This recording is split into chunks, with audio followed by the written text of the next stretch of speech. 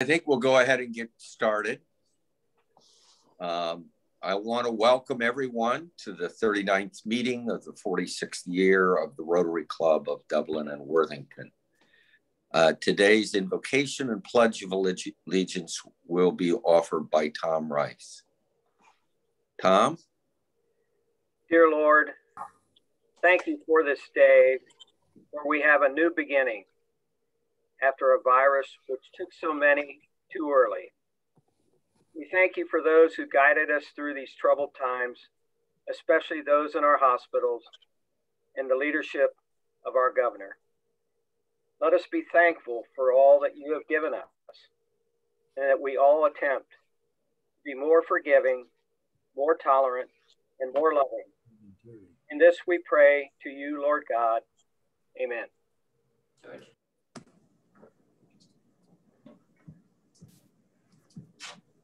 I pledge allegiance to the flag of the United States of America and to the republic for which it stands, one nation, under God, indivisible, with liberty and justice for all.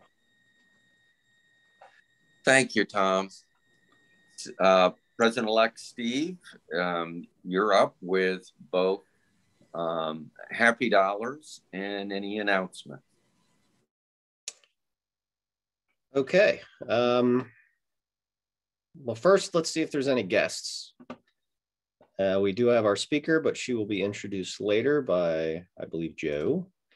And looking around the gallery here, I do not see any guests. So happy dollars. Who's got a happy dollar? And I have a happy dollar, so I'll go first. I should have shared this last week, but, you know, absent-minded, because that's how I am. My daughter just turned 2, and we had a lovely celebration on Thursday, and then another one with my family on Saturday, and then another one on Memorial Day. So I don't know any 2-year-olds that have 3 birthday parties, but this one does, and it was good. So I'm happy for that. Steve, I got a happy dollar. I'm happy I'm going to burn my mask today. Hot dog. I like it. Who else? Shout them out. I'll go, Steve. We got to spend the weekend with our granddaughter in Philadelphia over Memorial Day weekend. So it was great. We got lots of grandbaby time. So it was really fun and we miss her already. Awesome. I have a happy dollar. It's Teresa. Sure. My daughter played in her first 2-man beach tournament of the season on Monday night, and they took gold. What were they playing? 2-man beach volleyball. Volleyball. Cool. I should also say, I'm happy that we at least attempted to make 9 holes of golf on Friday. My team only made it to the 3rd hole, but I think we all still had a good time anyway. So, yeah, it was good to get back to the Rotary Fellowship. Was that because of drinking? If you had your mouth open and pointed to the sky, yes. But it was a torrential downpour. There's flooding even. One more. Anybody got one more? I shouldn't have gambled. All right, Jim, back to you for the announcements. You're on mute.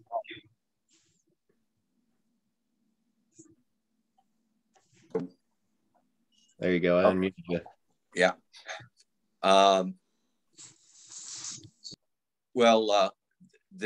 Are there any announcements at this point? If not, I will make our announcement that next week we will be, in fact, live for breakfast. There will be no registration. We will simply have coffee and water instead of having a registration for breakfast. The numbers ordering breakfast were too low to really justify our continuation with that. The following week, we will be back to lunches and again, live at the Worthington Educational Center conference room. And we'll continue for that for the foreseeable future. So we will be back to regular meetings. First 2 weeks of the month will be in the morning. The last 2 of the month will be in the afternoon, and we'll be meeting at in hybrid meetings at the Worthington Educational Center. Any other announcements? Okay. So today's program will be introduced by Rotarian Joe. Rotarian Joe, thank you. That is not how our speaker knows me. She will perpetually think of me as a freshman in college, because that's when we met. Laura is the founder and executive director of Ocean Matters, which I will steal none of her thunder explaining what her organization does. I would like to say, though, that we have some very nice notices going out in the newsletter, etc. You'll see a little preview of speakers, and you may have seen Laura's, and I'd like to thank the folks who are getting that out. And Laura, I'm not going to step on any more of your time, please.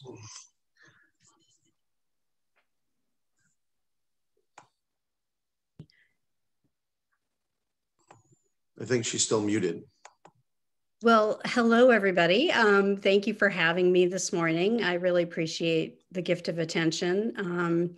It's been a crazy time for everybody. So sometimes just having a moment to reflect and be together can really be great balm for the soul. So I really enjoyed that convocation and some of the rituals that you have. That was really nice to share.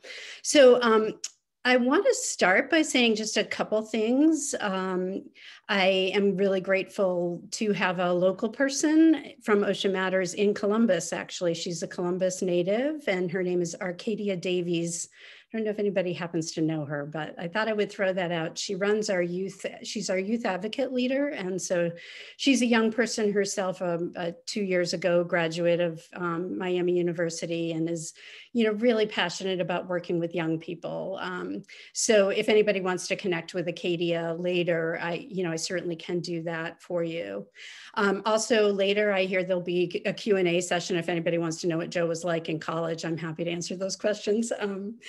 We mostly hung out in the library together. Don't let him give you the idea it was like wild or anything, because we were library rats. Anyway, but good friends. So Joe was always good for a laugh, as you know. So let me see if I can share my screen here. I'm going to be showing a presentation. Let's see.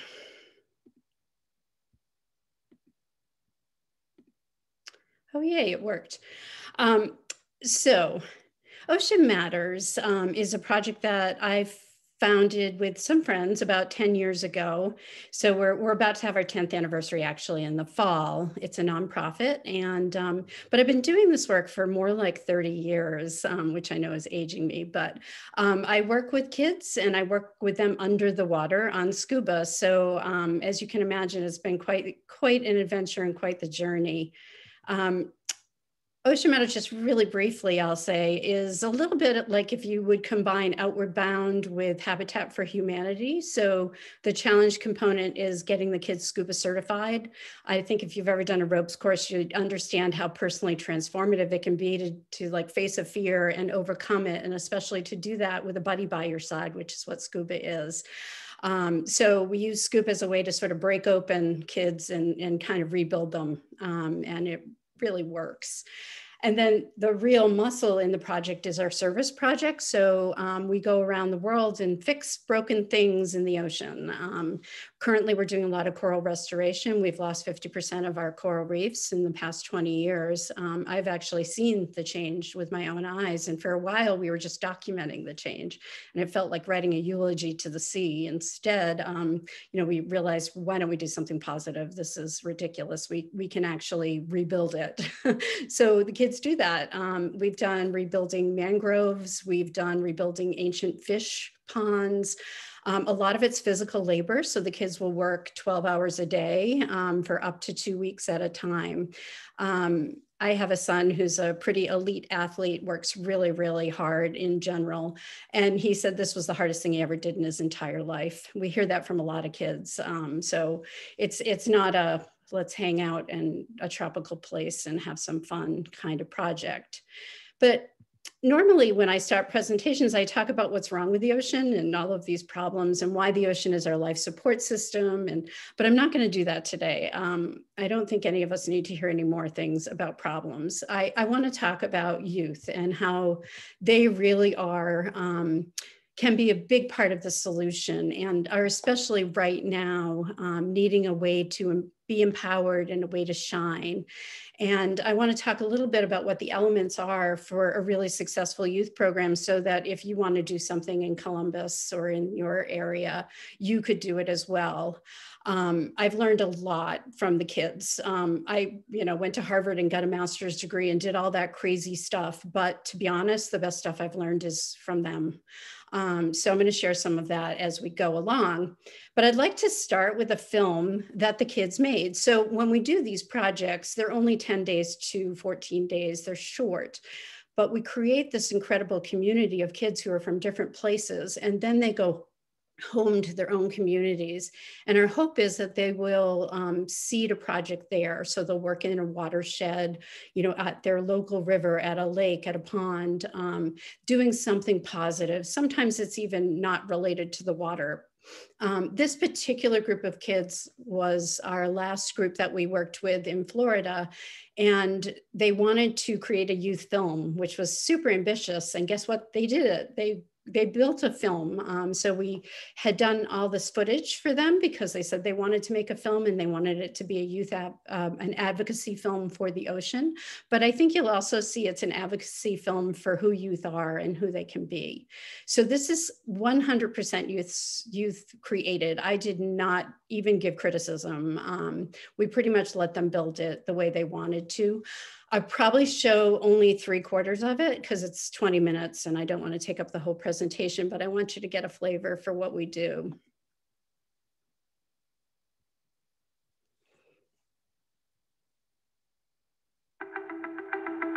Last summer, 12 passionate teens from all over the world came together for 10 days in Florida with Ocean Matters.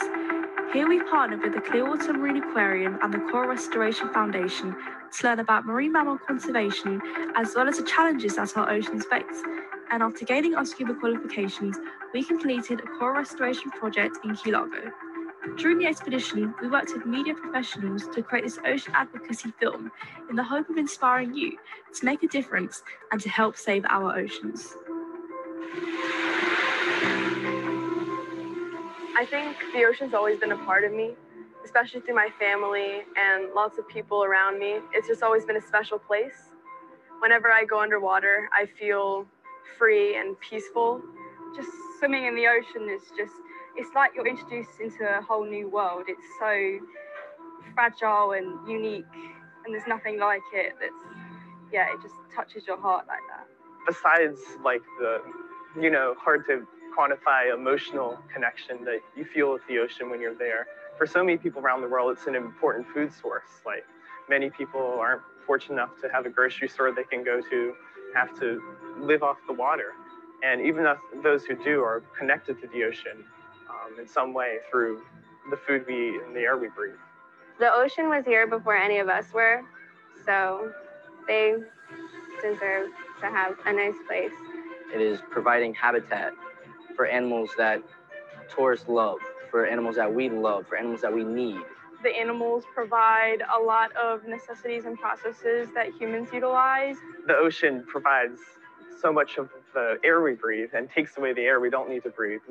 The phytoplankton put in oxygen and take away carbon dioxide.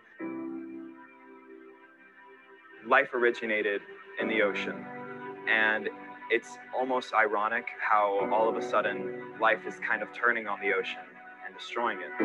As I got older and went more places and read more, I realized how much pressure the ocean was being put under by by people and the environmental destruction our activities cause.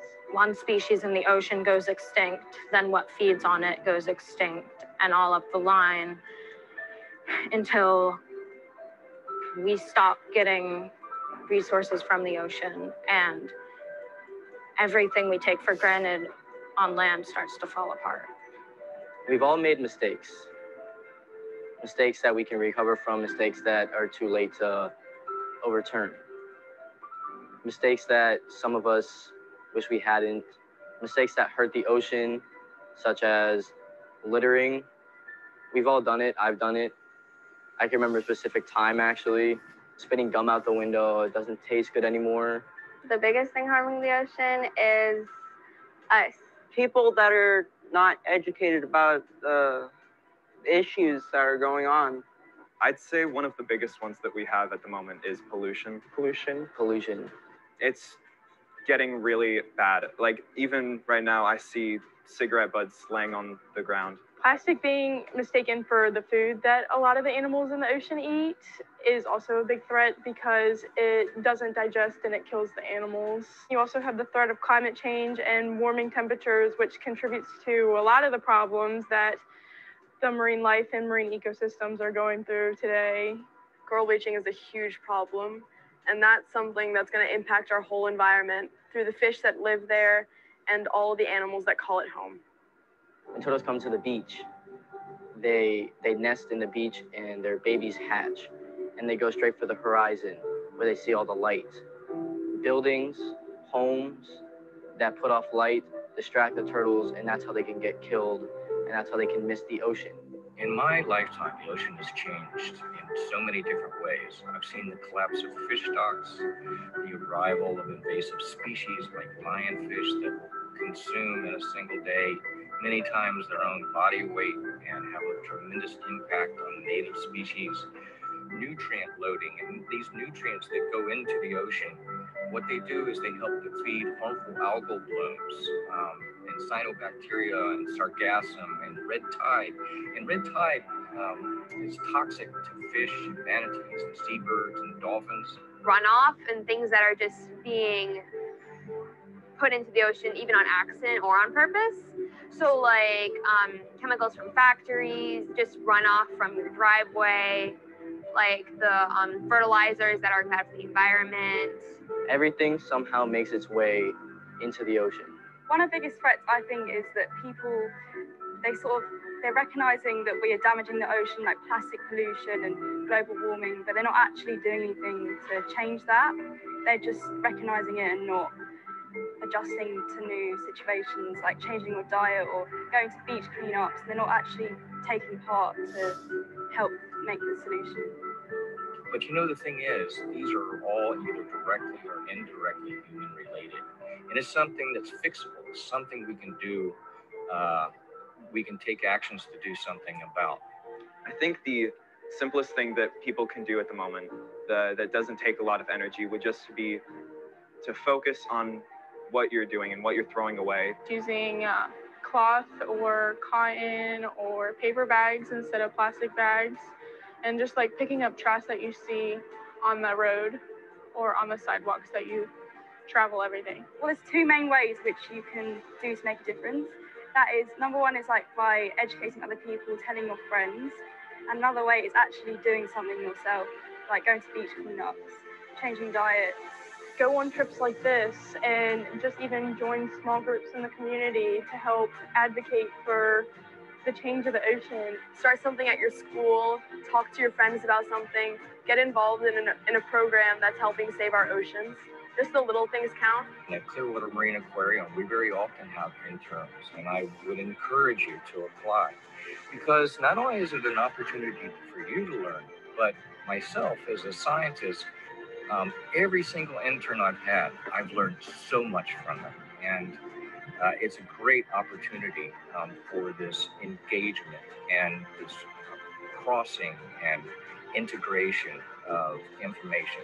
I believe that educating the younger populations is very, very important because they are the future, and the future has to be aware of these things. Raising awareness, because I myself am one person and can't do it alone. So I believe spreading the word would help make even a bigger difference than me myself, because having just one person isn't enough. It's not, yeah, it takes everyone to do it. I'm definitely trying to find ways to help the ocean with coral reef restoration and being able to replace those reefs that have been destroyed through ocean acidification, which is when the ocean becomes warmer through climate change or other means and takes in carbon dioxide, which becomes acid and kills the very sensitive and fragile reefs. I've pulled off a lot of fishing lines from different trees. There are many impacts to a reef. One of them is a direct human impact, such as divers that don't know what they're doing and knock things over, or boats going over the top. We also learned about the reef-safe sunscreen and how these chemicals are preventing the reproduction of many different corals. Being really conscious about what sunscreen you are using, and always check to make sure that it is a mineral-based sunscreen, so looking for things that are like zinc oxide and titanium dioxide, that's going to be safe for the reef itself, and again, looking out for oxybenzone, octanaceae, and avobenzone. Those are the big three that we want to avoid. Just always double checking your sunscreen if it does say reef safe, because most people advertise it as reef safe, and you go to use it, it may not have oxybenzone, but it still has avo and octanaceae in it. So this app is called OK Coral, and by playing this app you will learn how to tell the difference between the two main species that we work with, how to identify living and dead coral, and what fused and not fused corals look like. That's dead, that's alive, alive, dead. Our goal is 290 out-planted elkhorn today, okay? So it's a pretty big goal. But what I didn't tell you yesterday that's very cool is that every year, like I said, we put down around 1,000 staghorns, 1,000 elkhorn on every single one of those reefs. This is the last 290 elkhorn that had to go on this reef. So you guys get to finish the reef for the year.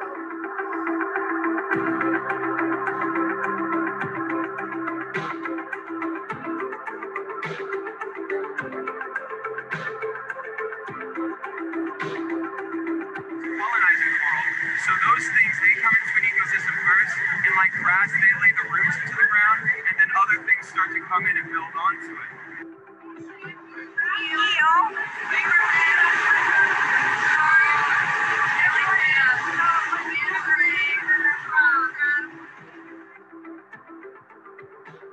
We were working on the trees yesterday, and part of the job was taking the chisel and scraping off the PVC pipe, like all the algae and fire coral and just dead sediments. And then today we are going to plant the coral into a reef so then it can grow and hopefully more life.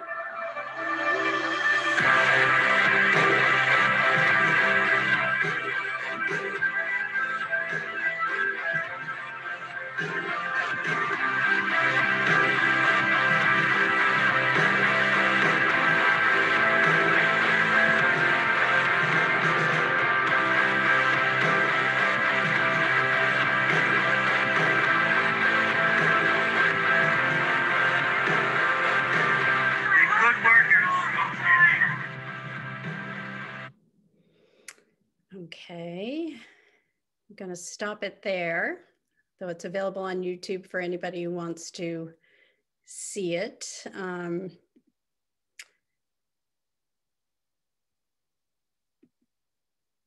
So how do you do this? How could you do this with any kind of topic or problem you have in your community? I want to talk a little bit about what I call like 4 foundational pillars for doing this kind of work.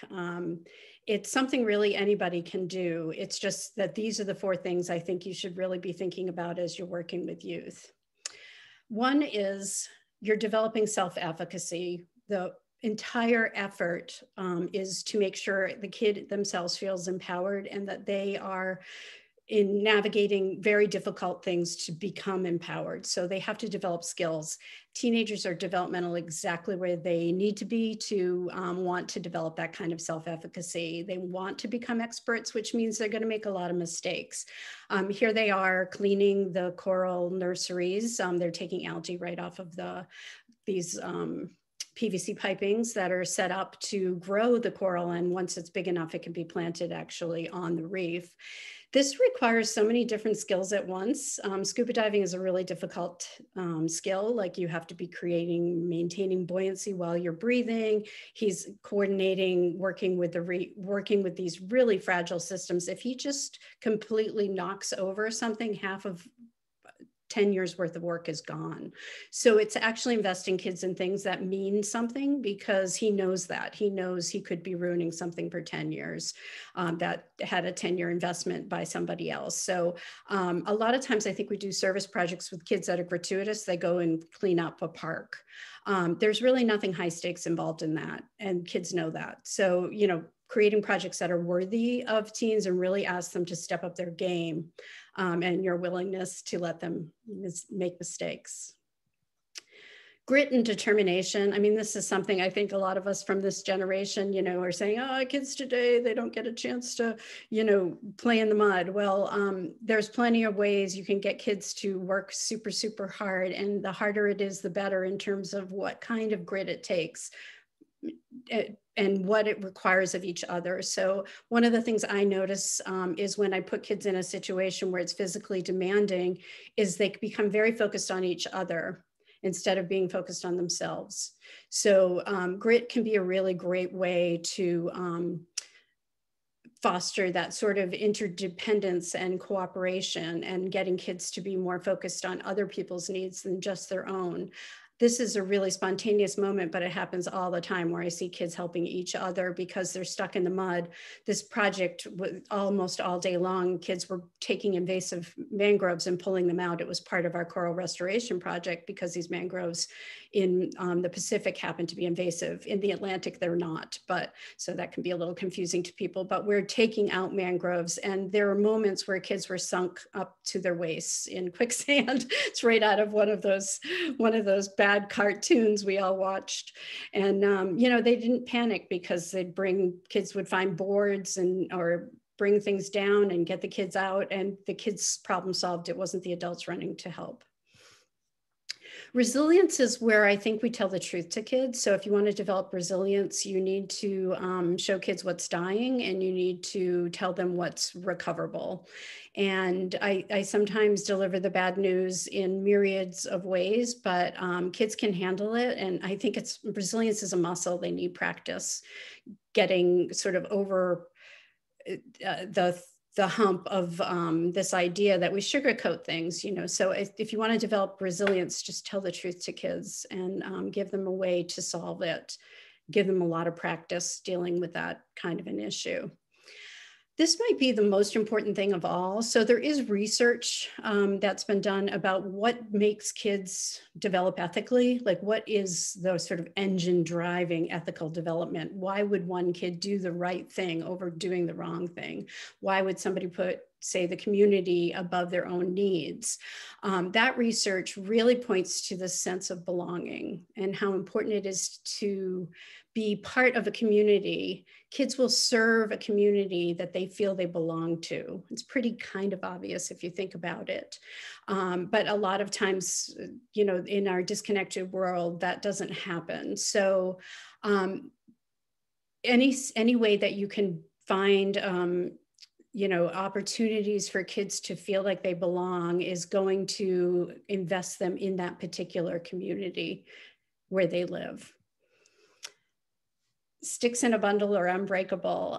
Once you've got that sort of bond across the kids, almost any challenge is meetable. And I find that really fascinating to watch. It takes a while, so I wouldn't start a program that you didn't have at least a week to 2 weeks with children. And when you do these one-offs of a one-day program, nothing much is going to come from it. You're much better off planning something that's longer, that allows that sort of camp experience where the kids are really having to depend on one another.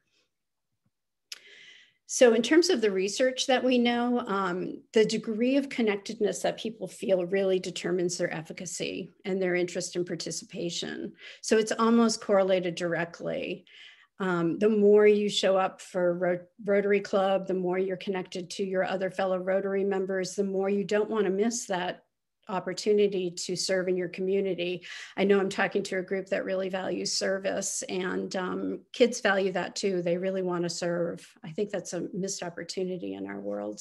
Kids are dying to be of use.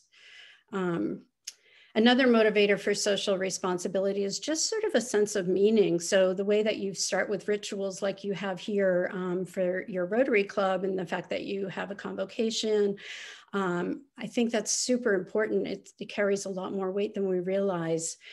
We also want to connect kids to where they live. If they have a sense of place, they know who they are within a larger context. For some kids, being in community has not been a very good experience. So they've either had difficulties in school, they might have been bullied, or they may have difficult family situations. Being in nature can really be another chance to belong. And so spending time out in nature can be a place where it's a lot more forgiving in terms of how you're seen. Nature reflects a lot of the sort of difficulties and the sense of impermanence and the decay and all of the sort of, nature's not neat and tidy. Those pieces become a way that kids can construct meaning. And I see that happen. So we're teaching science, when we're here doing these projects, but what happens is kids really start to focus on contemplating the world and their place in it. So they'll sit on the iron shore and just look at the ocean and have these moments where they're unplugged. They voluntarily won't be using their phones. They'll just be looking out, and really important things are happening there. It was only as an after effect that I realized, because we started Ocean Matters to save the ocean, I had no idea what we were doing for youth was something so much bigger. Later, we discovered that we had kids bringing their problems with them. So we'd have kids with eating disorders, and we'd have gang members coming, and kids who had dropped out of 3 schools and were looking for a new one, or kids who thought they were going to drop out of school. And each one of those situations are real kids I'm telling you about who were healed during their 2-week period of this time, where they had huge, enormous turnarounds.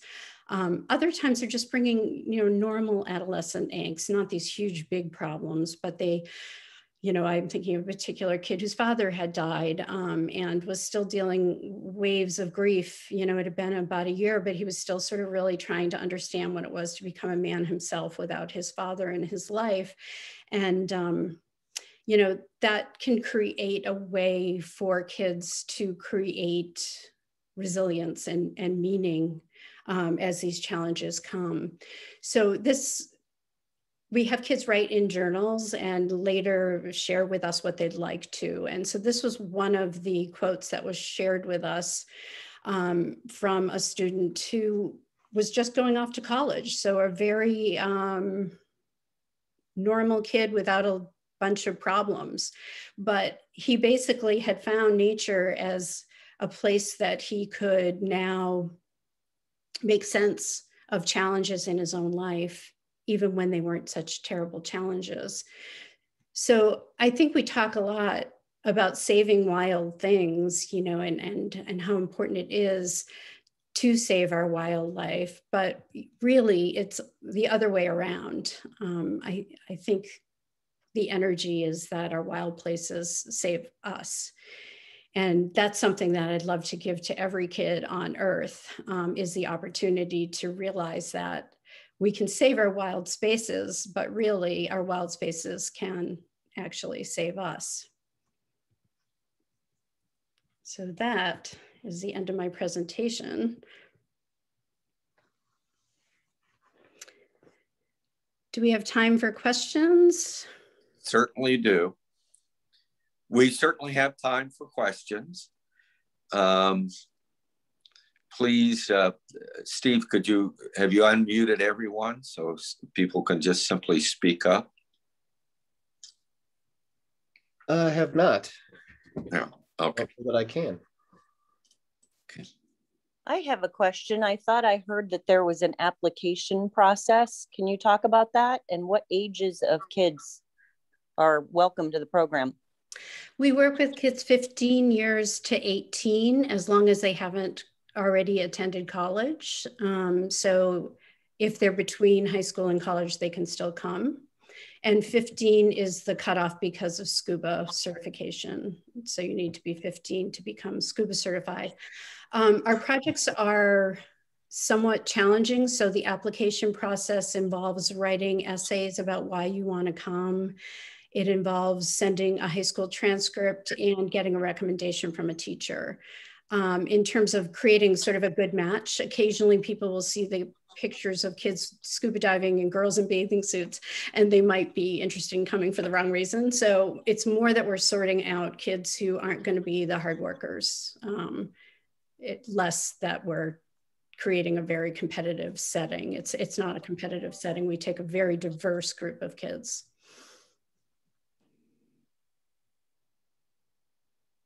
And is there a cost? Yes, so we have a 50% are on scholarship and 50% are paying kind of model.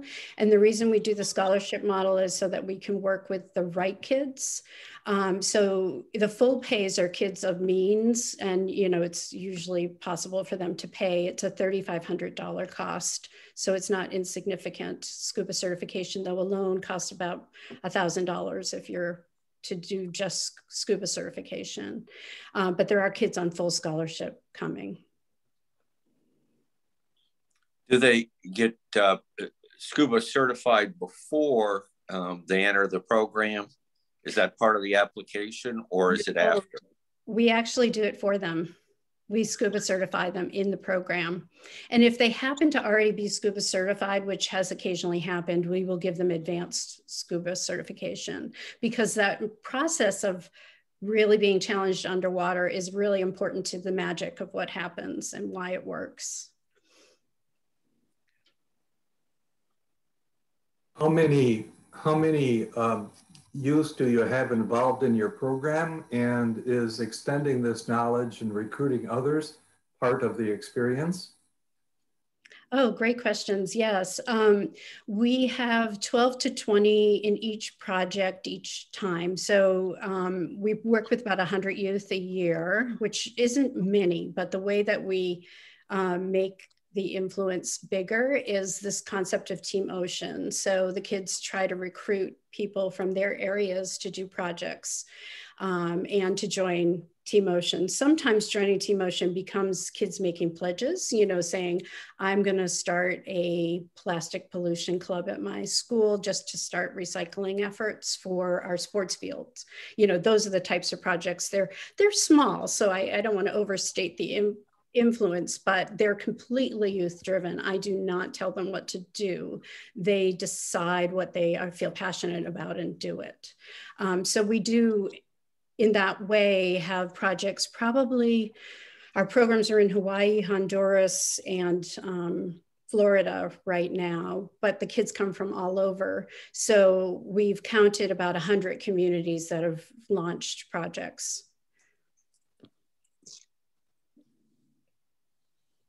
So I have a question. How exactly are you recruiting the kids? Is it through the schools? Is it through Rotary clubs? Is it just through friends? I think that's a good question. I'm not sure we do that very well. We do it through mostly online and through the kids who've come to our projects before. So we do not suffer from people not wanting to come. So we do get a lot of applications, and we try to match the kid to the right project if there's a question there. But I think we could be more intentional in terms about getting the right kids.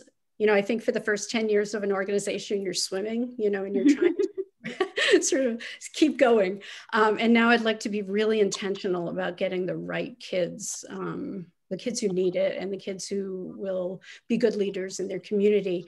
We have started to identify the kids that we would like on scholarship to be kids that we think are staying in their communities, not kids who go off to college and, then move out of their communities, but the kids most likely to stay in Florida, stay in, Honduras, stay in Hawaii.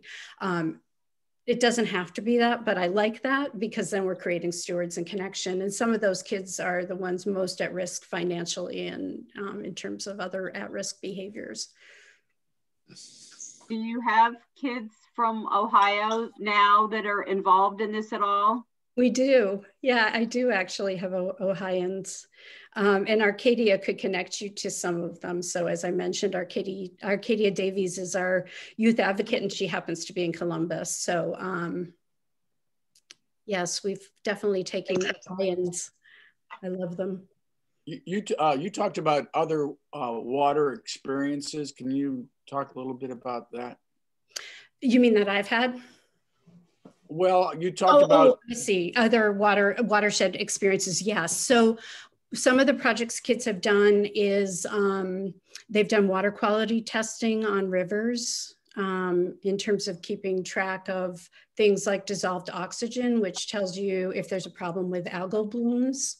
So that's a really fun project to do, and something that you can do through, I think Boy Scouts has a part of their curriculum that includes that if you're get up higher in the Boy Scout badges.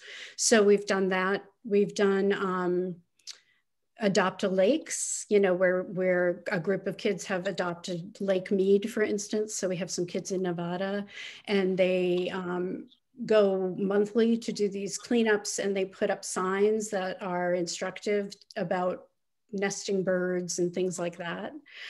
So the projects really vary to where you live, but there isn't an ecosystem that you couldn't do a water project on. Frequently we do talk to the science departments of schools if the kids don't know what project to do. Occasionally a kid will just say, I don't know what to do, just tell me something to do. And then we'll connect with the schools and say, you know, what would be useful and where are the connections, because it helps if the kids aren't creating it totally from scratch. But we tend to fund it. So if they're doing trash cleanups, we'll help them buy all the bags and make sure they have the right releases signed, and you know, gloves and all the things they'll need to do that properly without getting hurt. Hey, you may have mentioned this before, but how is the overall program financed? Through both individual donors are a big piece of our project. So people will do memorial donorships for particular places. Half of our money comes from actual fees for the program. As I said, there are kids who can pay and do pay. And that's worked out to be a pretty good model, to have some kids paying and some kids on scholarship. Nobody knows sort of who's who, but we do it that way just to have the right kids at the table. Do you have any relationship to Ocean Conservancy? I'm sorry, say that again. Do you have any relationship to Ocean Conservancy? Not formally, but I certainly know them. Yeah, they're a wonderful organization.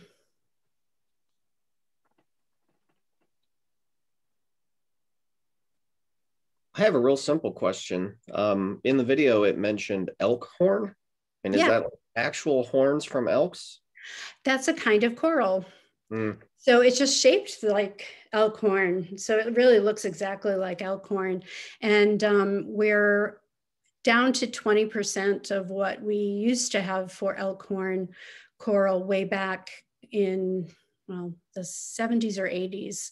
So it's one of the more critically endangered corals. And that's why we're replanting it by growing it in nurseries and then putting it back on the reef. And scientists are doing some really fancy things with creating super corals. One of the reasons why corals are so threatened is because of warming waters. So water, as it warms, coral lives at a narrow temperature regime. The algae that's symbiotic that gives its food just releases itself. It can't handle the stress of the warm water. So our warming waters from climate change is a real issue for the coral reef. And what we hope will happen is scientists are developing supercorals, you know, corals that actually are good at higher temperatures, and we could replant them on the coral reef and recreate the community, because 40% of our fish that we eat in the world comes from coral reef nurseries. So if we lose coral reefs, we're losing a lot of protein. 2 billion people rely on the ocean for their protein. So I'm on your website right now, and I don't see any expeditions that are occurring this summer. Have you postponed them? Yes, we postponed them because of COVID. We usually have to recruit as early as January, and it wasn't clear to us if people could be ready in time. And the protocols for scuba are almost impossible to do. We have to share regulators, like you have to learn how to buddy breathe. It's taking youth places that are, you know, taking teenagers to coral reefs and scuba diving is about as much risk I can handle at once. Adding COVID on top was really freaking me out. Do you plan to open it up for 2022? Yes, absolutely. Yes. We feel really confident now that the vaccine has happened and we're in a different space. So we couldn't have foreseen that in January. What's the 2 weeks look like from your training perspective? How much is scuba and how much is doing the project? Also a great question. It takes about 5 days to be scuba certified. And that is a very strenuous schedule to do it right, because they get open water certified, which means they can go up to 80 feet deep. So it's quite intense for those first 5 days, but we also jam a bunch of science in. So they do a lot of instruction. They're physically exhausted because they're in the water all day. And then they have nighttime sessions that are science related. And then the other 5 days are the actual project, you know, the muscle work of restoring the reef or many other things on top of it. We usually do at least 3 or 4 projects while we're someplace, whatever's needed, you know, whatever's needed.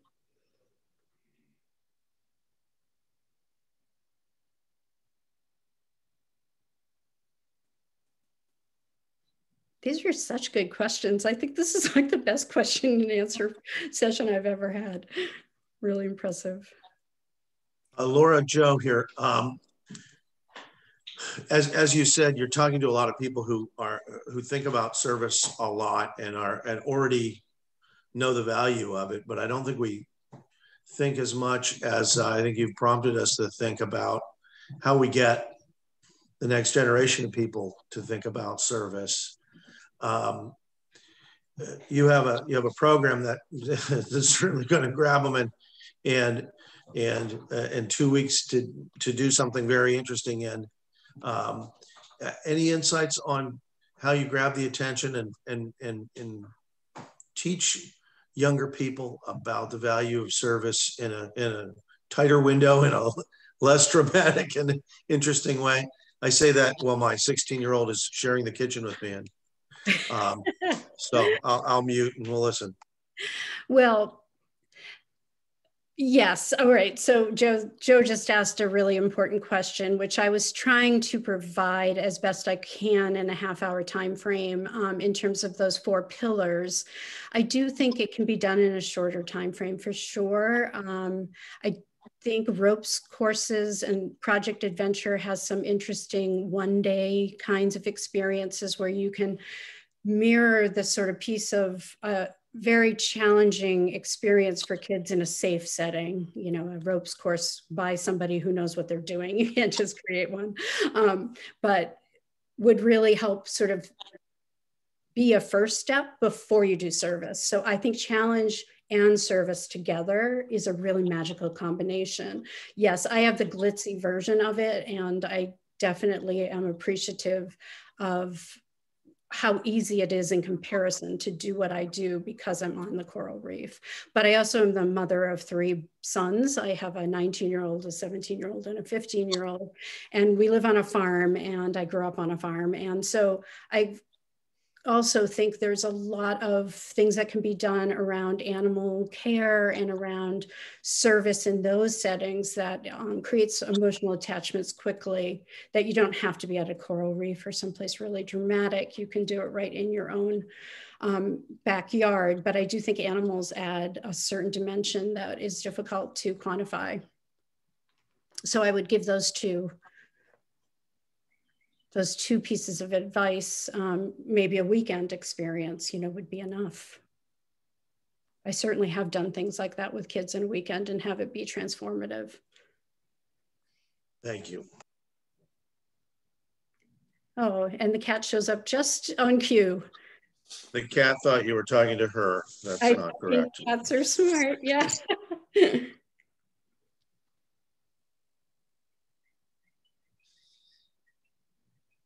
I think the thing I'd like to leave you with is just that kids do want to serve. They really do. It's sort of interesting. I think they'll reluctantly act a certain way. And there's a bravado. And once you get past the bravado, they are so grateful to be needed. And we just haven't, as a society, given them enough to do that's worthy of them. That's my editorializing. Have you seen that change over the years, or has it always been, have you always seen that desire? I love that question so much. You have no idea how much I love that question. I don't think it has changed at all. So this is not a unique group of kids who are spoiled. I really think that's not true. I think it's always been true that there's reluctance at the beginning for kids to want to show up. They will do lazy and they'll stay in lazy if you let them. But the minute they discover that you expect more of them and you believe in them at such a deep level, they will rise to any challenge way beyond what an adult would do. We've brought adults on these trips thinking, oh, this is a great way to make money. We'll bring adults and make them pay. Adults are terrible. No offense. I'm one too, but we don't want to do the hard work. The kids will do they'll do anything. We'll say jump, they'll say how high, but not right at first. You have to get them. You have to get them.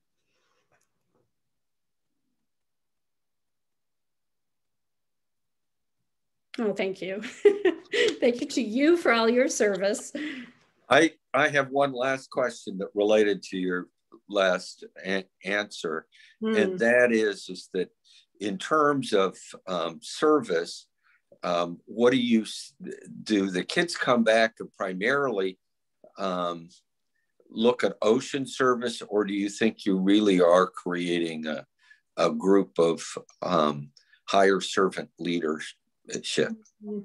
Oh, I love that question. These questions are so good. Gosh, I haven't evaluated that to be able to say. So I do pre-assessments and post-assessments. Everything I've said today pretty much is based on reality, in terms of what kids tell me and what I see change with data behind it. I have not looked at that, but my gut is, and my deepest wish is that be true.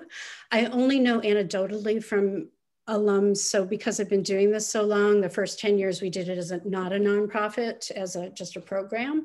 And those people have come back to me, but they're all servant leaders. They're people who have done amazing things in their worlds.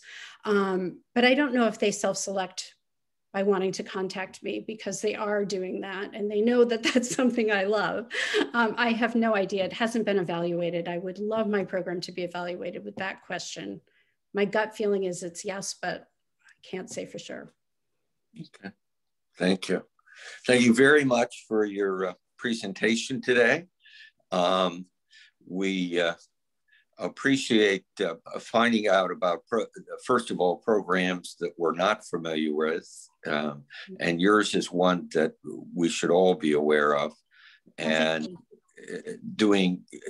having two levers on it. One is that it certainly is doing something about our issues with the ocean, but also involving young people in higher levels of learning and service. Thank you, Steve. So appreciate that. It's an honor. It's an honor. So what we would like to close with is our 4-way test.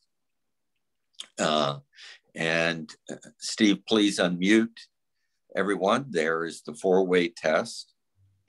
And now, before we adjourn, join me in reciting it. Of the things we think, say, and do, first, is it the truth? Is it true? Second, is it fair to all concerned? Third, will it build goodwill and better friendships? And fourth, will it be beneficial to all concerned? We are adjourned, and I look forward to seeing many of you next week at our hybrid meeting, where we will have both live and Zoom attendees. But if you can make it in person, please do. Thank you very much, and have a good week. Thank you. Thank you. Thank you, Laura. You're welcome. You, Feel free to share my email if you'd like with folks, if anybody wants to contact I surely will. Yeah. All right. Thank you. And I'll be giving you a call too. Thanks again. Yeah. So great to see you. Bye-bye. Nice to meet you all. Thank you. Yeah. Thank you.